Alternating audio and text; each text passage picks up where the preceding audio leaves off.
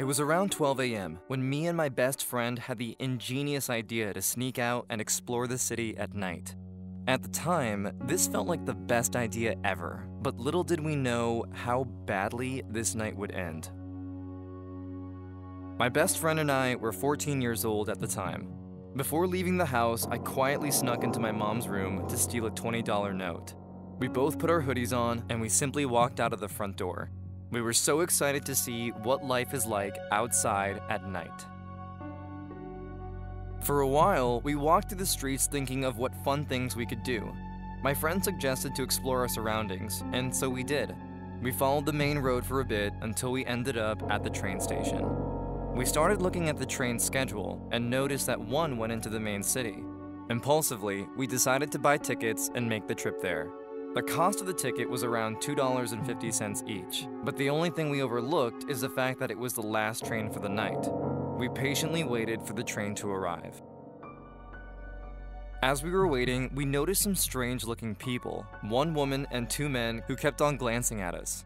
This should have been a clear warning sign, but we had other things on our minds.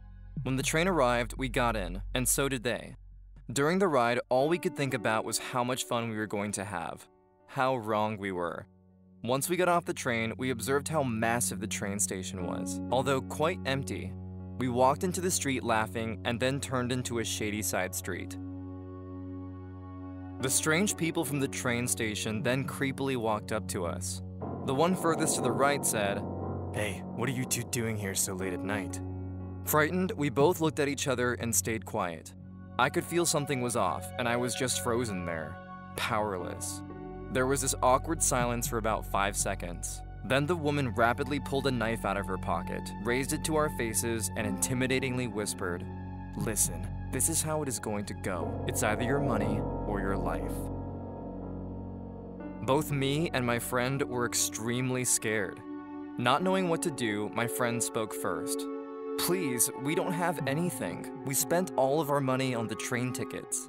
"Wrong choice," the man on the right said calmly, and he pushed my friend violently against the wall and yelled, "Empty your pockets!" The guy on the left also shoved me and said, "You too." My friend had no money on himself, but I had the $15 left over from the train tickets. I was so afraid to say anything. The man holding my friend told him to empty his pockets, and the guy grabbing me reached into my pockets and grabbed the change. He ferociously pushed me into the ground and told the others, "Let's go." They walked off nervously with the loot.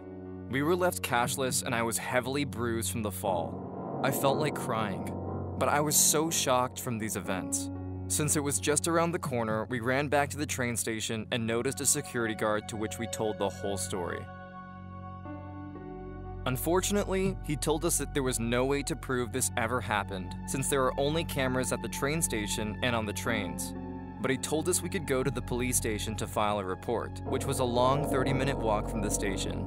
We asked the security guard when the next train for our hometown would be, but he told us there weren't any more trains until the morning. We were both really worried on how we were going to get home.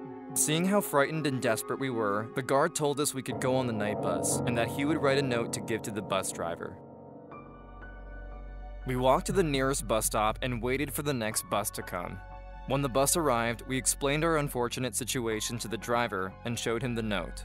The driver then told us that the note wasn't good enough, but he would let us go on for free this once because we are young and he didn't want us to be stuck out in the city this late at night. We found some seats and talked about what just happened the whole way home. We quietly walked back to the house and snuck back into my room. I looked at the time and it was 4 a.m. We both only slept around 4 hours that night. I think until around 18 or 19 years old, me and my friend never went out at night again. But to this day, I am still very skeptical when I leave the house late in the evening.